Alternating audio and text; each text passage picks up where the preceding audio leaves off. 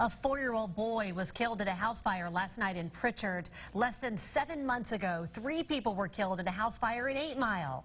There has been a history of issues with fire hydrants and equipment in Prichard. News 5's Nicolette Schleisman talked with the fire chief to see if those issues contributed to this tragedy. Nicolette?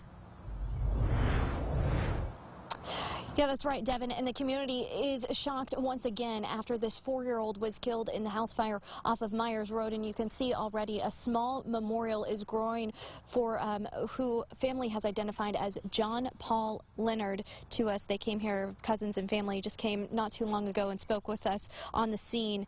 Many are asking if something could have been done to avoid this tragedy.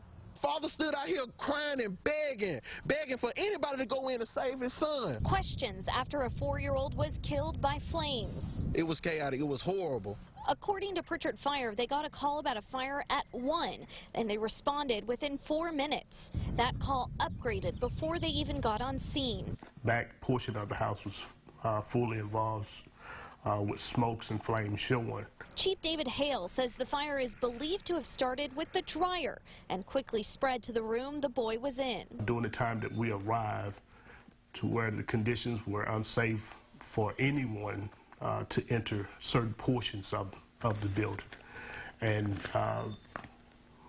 trying to identify and locate a victim under those circumstances are somewhat challenging. Prichard has also recently had issues with non-functional fire hydrants. A few months ago, Chief Hale told us he wasn't sure if some of the newly installed fire hydrants were operational. We asked him if hydrants had been an issue fighting this fire.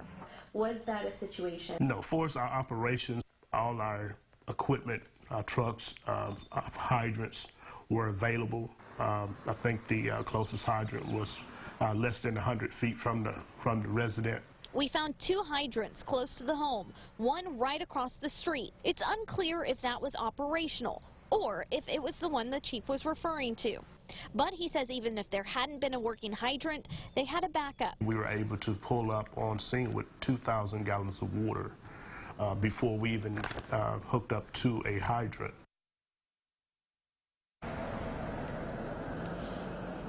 And the fire is still under investigation, particularly the timeline of when this all happened. Now, the Prichard Fire Chief also says that above all, their condolences are with the family of John Paul Leonard. In Prichard, Nicolette Schleisman, WKRG News 5.